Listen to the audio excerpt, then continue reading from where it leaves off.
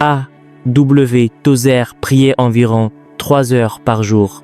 Pas occasionnellement, pas quand il avait le temps, mais comme une discipline vitale, aussi essentielle que respirer. Et c'est là que réside toute la différence.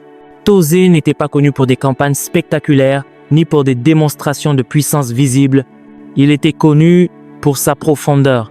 Une profondeur qui ne s'enseigne pas dans les livres, une profondeur qui ne s'imite pas, une profondeur qui naît dans le lieu secret. Pendant que beaucoup cherchaient à comprendre Dieu avec leur intelligence, Tozer cherchait à le connaître par la communion. Il croyait que l'on peut maîtriser la théologie et pourtant manquer Dieu, mais qu'il est impossible de demeurer longtemps en prière sans être transformé. Sa différence n'était pas son style, ni son vocabulaire, ni son intelligence, sa connaissance du grec ou de l'hébreu. Sa différence, c'était une vie cachée avec Dieu. Il priait avant d'écrire. Il priait avant de prêcher. Et souvent, ses écrits n'étaient rien d'autre que des prières mises sur papier. Tozer ne demandait pas d'abord à Dieu de bénir son ministère. Il demandait à Dieu de le façonner, de le purifier, de se révéler. Et c'est pour cela que ces paroles traversent encore les générations. Parce qu'elles ne viennent pas d'un homme pressé, mais d'un homme qui a appris à s'arrêter longtemps devant Dieu. Mais aujourd'hui, nous avons appris à parler de prière, mais nous avons oublié comment prier. Nous prions vite et nous prions distraits. Nous prions quand il reste du temps. Et nous appelons cela une vie spirituelle. Nous avons remplacé le lieu secret par des programmes, la profondeur par l'activité et la communion par le bruit. Dieu ne se révèle pas à ceux qui le visitent, mais à ceux qui demeurent. Beaucoup veulent la puissance, mais refusent la lenteur de la prière. Beaucoup veulent l'onction, mais évitent la purification. Beaucoup veulent être utilisés, mais ne veulent pas être transformés. Quand avez-vous été seul avec Dieu pour la dernière fois? Sans agenda, sans téléphone, sans chronomètre? Pour Tozer, la prière ne sert pas d'abord à changer les circonstances, mais à changer l'homme qui prie. Si la prière ne vous a pas rendu plus humble, plus saint, plus conscient de Dieu, alors ce n'était peut-être pas de la prière, mais une conversation religieuse. Et toi, qu'en est-il vraiment de ta vie de prière? Pas de ce que tu dis, pas de ce que tu postes, mais de ce que tu vis quand personne ne te regarde.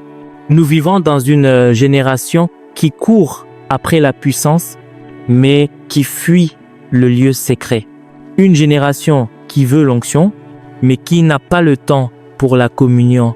Aujourd'hui, plongeons dans l'histoire d'un homme qui a compris que la prière ne soutient pas le ministère.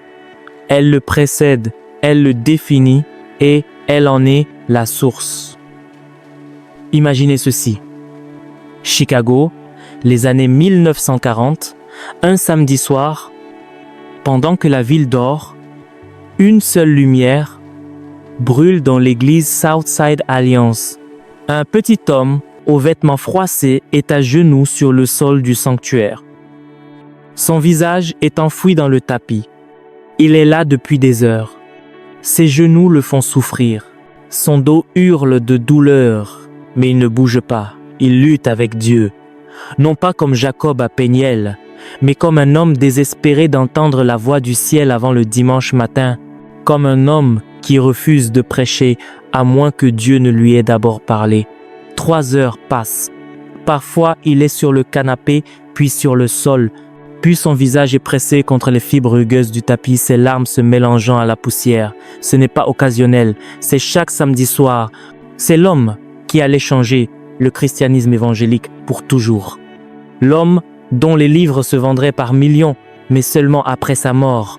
L'homme qui a donné ses droits d'auteur aux pauvres, qui n'a jamais possédé de voiture, qui a choisi l'invisible plutôt que le visible encore et encore. Son nom était A.W. Tozer. Et voici l'histoire inédite de la façon dont un décrocheur de 6e année de la Pennsylvanie rurale est devenu la conscience du christianisme du XXe siècle.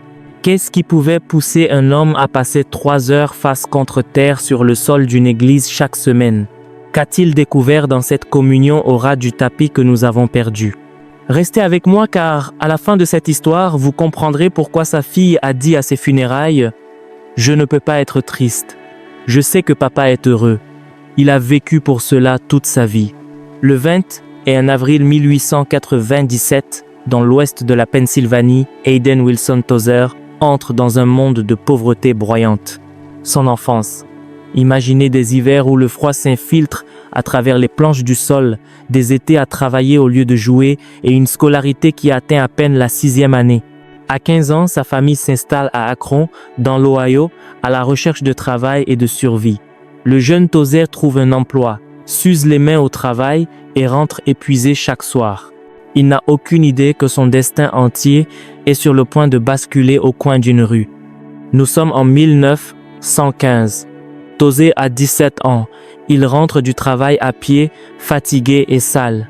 Un jour de plus, $1 de plus, puis il l'entend.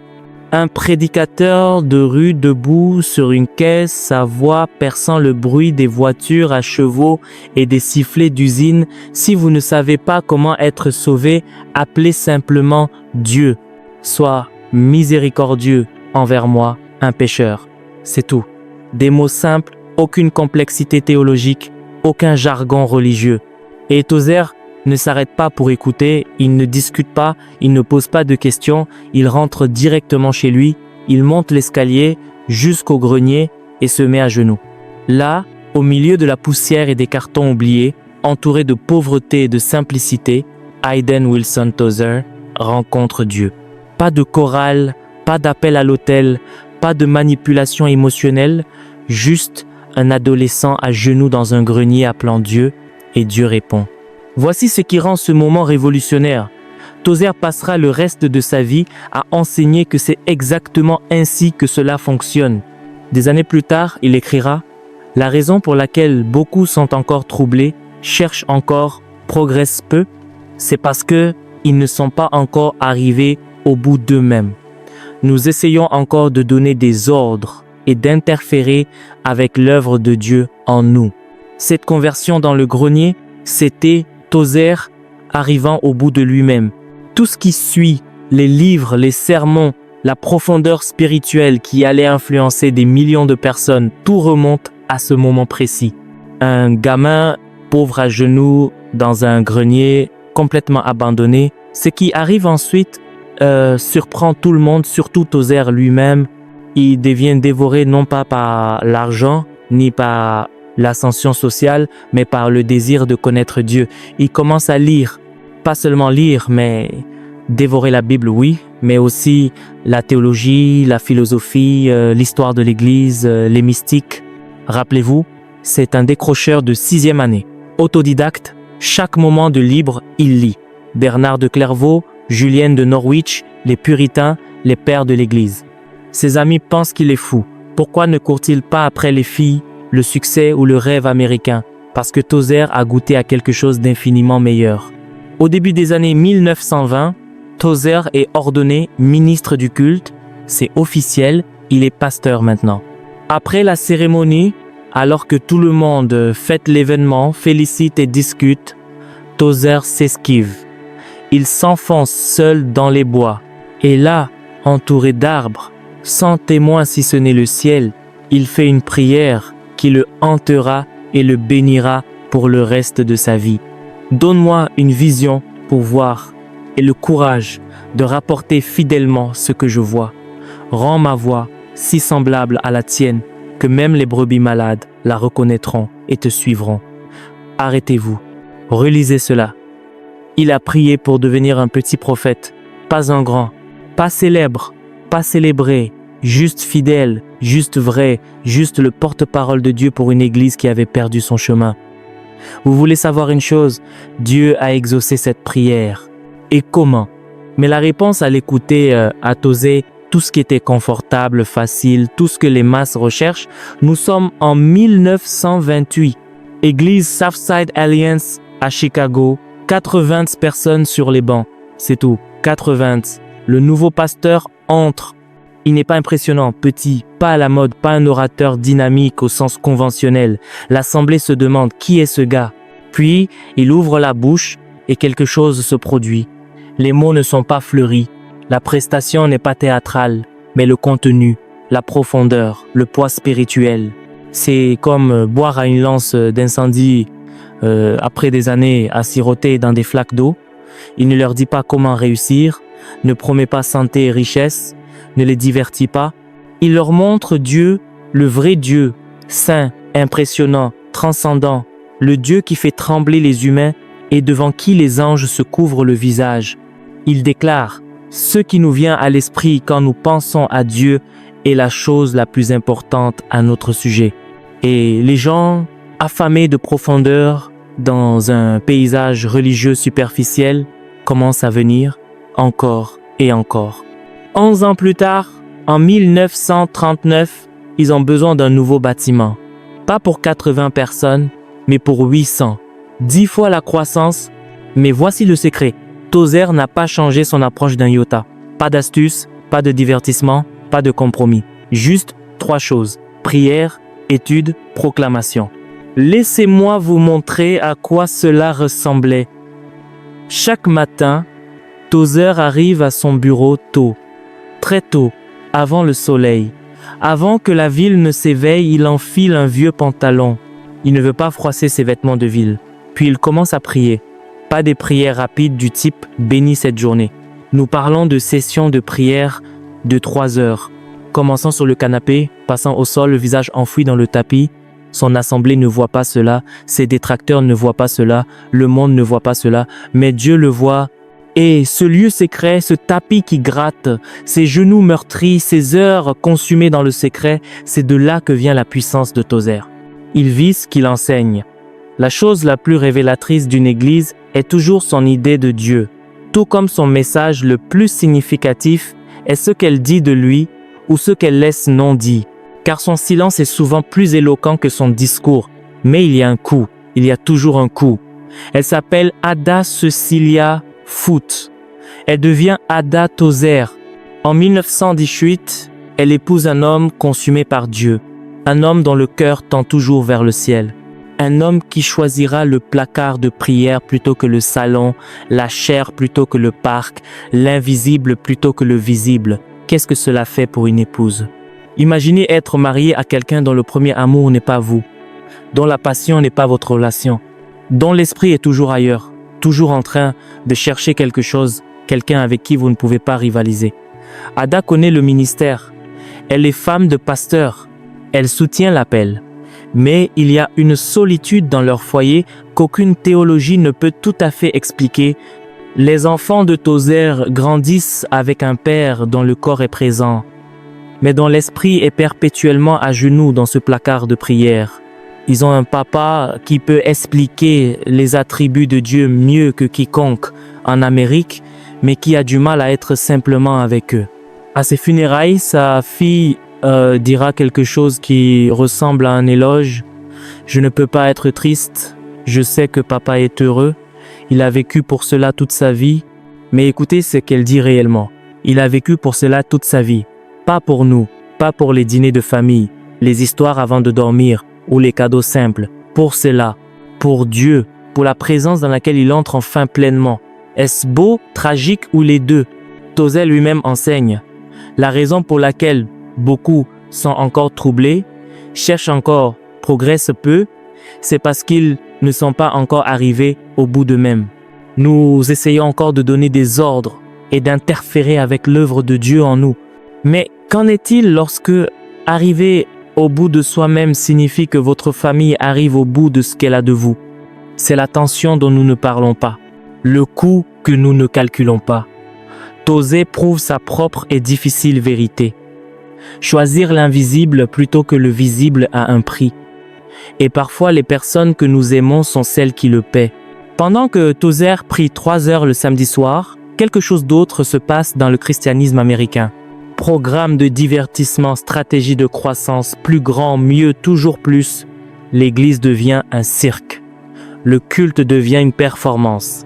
Et Tozer est furieux.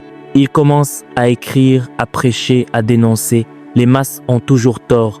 Dans chaque génération, le nombre des justes est petit. Assurez-vous d'être parmi eux. Aïe. Vous pouvez imaginer comment cela est reçu. Des critiques émergent. D'autres leaders évangéliques chuchotent. Trop mystique, trop négatif, trop critique, c'est trop. Ils construisent des méga-églises. Tozer parle de mystique et de prière contemplative. Ils créent des programmes. Tozer cite Julienne de Norwich et Bernard de Clairvaux. Ils veulent être pertinents. Tozer veut être saint. Il persiste et signe. Il utilise ses éditoriaux dans l'Alliance Weekly pour lancer des salves prophétiques. Il prévient. Je peux dire avec assurance, sous l'autorité de tout ce qui est révélé dans la parole de Dieu, que tout homme ou femme sur cette terre qui s'ennuie et se sent rebuté par l'adoration n'est pas prêt pour le ciel. Traduction, votre christianisme axé sur le divertissement vous prépare pour l'enfer, pas pour le ciel. L'establishment évangélique n'est pas amusé, mais Tozer s'en fiche. Il ne peut pas s'en soucier parce qu'il a fait cette prière dans les bois. Rappelez-vous, donne-moi le courage de rapporter fidèlement ce que je vois. Il voit une église qui a oublié comment adorer, une église qui connaît les bienfaits de Dieu, mais pas le caractère de Dieu, une église qui veut la main de Dieu, mais pas sa face. Et il en rend compte fidèlement, peu importe qui cela offense. Il déclare, nous ne pouvons pas saisir la véritable signification de la sainteté divine en pensant à quelqu'un ou à quelque chose de très pur, puis en élevant ce concept au plus haut degré dont nous sommes capables. La sainteté de Dieu n'est pas simplement le meilleur de ce que nous connaissons, mais infiniment amélioré. Nous ne connaissons rien qui ressemble à la sainteté divine. Elle se tient à part, unique, inapprochable, incompréhensible et inaccessible. C'est révolutionnaire, c'est terrifiant. C'est exactement ce que l'Église a besoin d'entendre. En l'an 1948, Tozer monte dans un train de nuit. Il est épuisé. L'usure du ministère, la critique, le poids de porter un message prophétique que personne ne veut entendre. Il a 3 choses avec lui.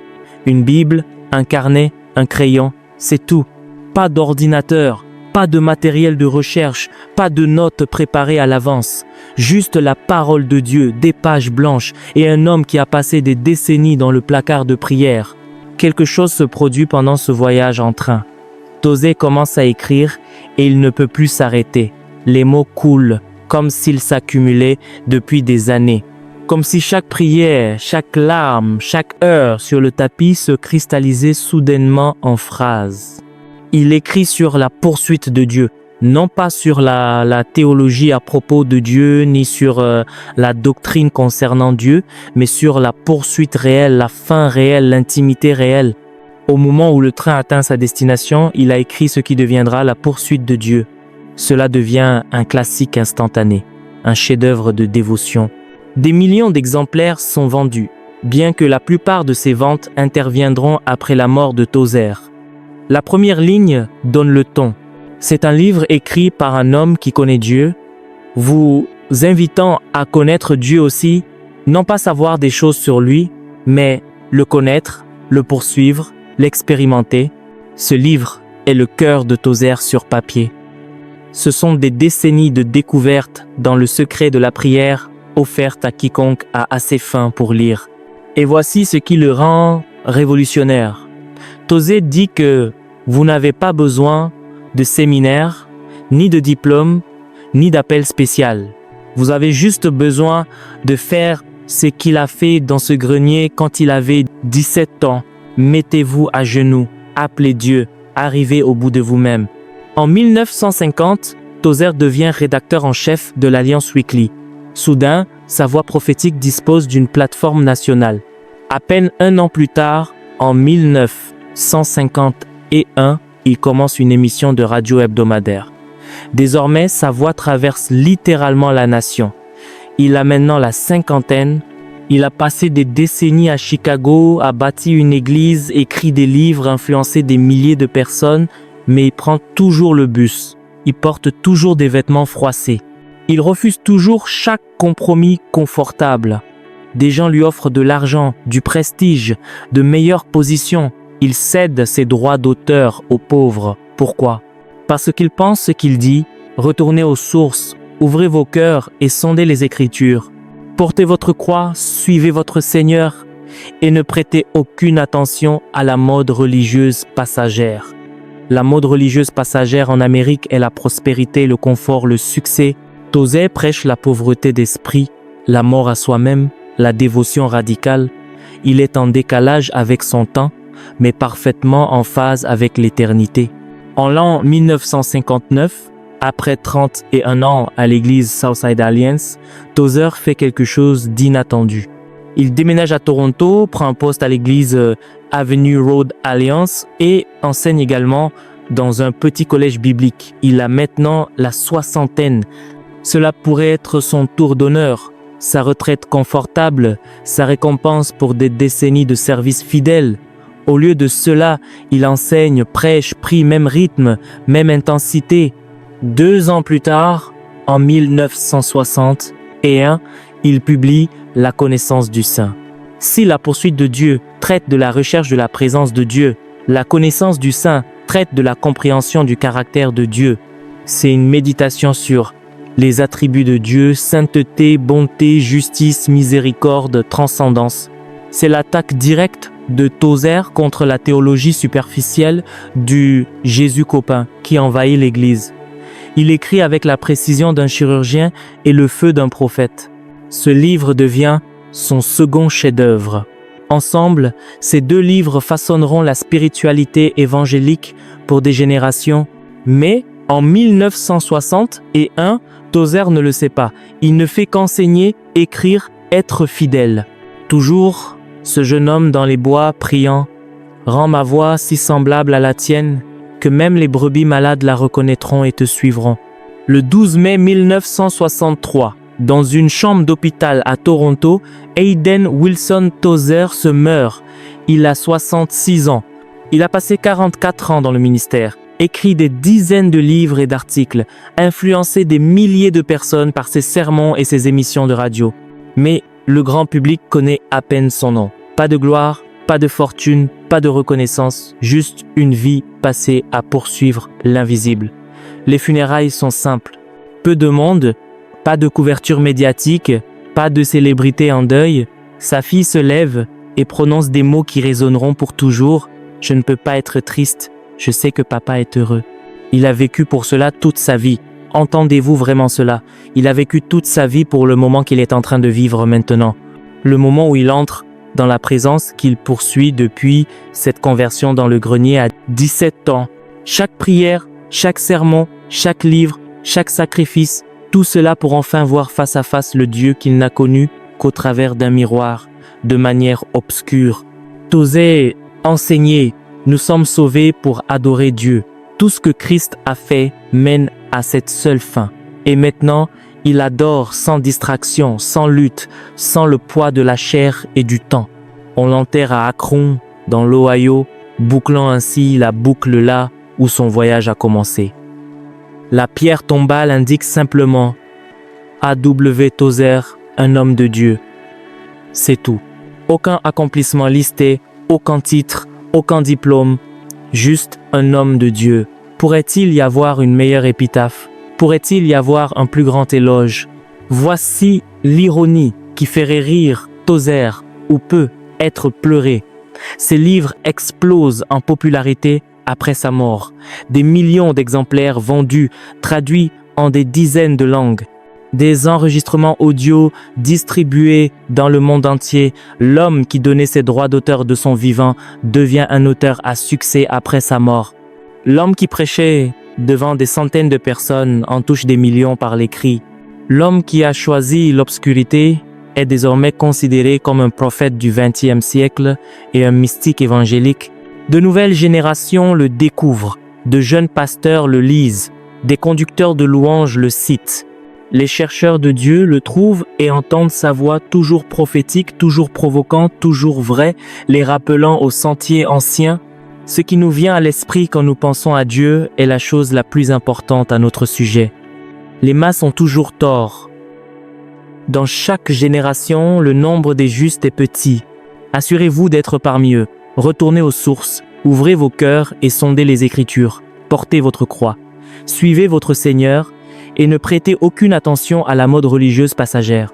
La mode religieuse passagère change chaque décennie. Les styles changent, les tendances changent. Le message de Tozer ne change pas parce que la vérité ne change pas. Dieu ne change pas.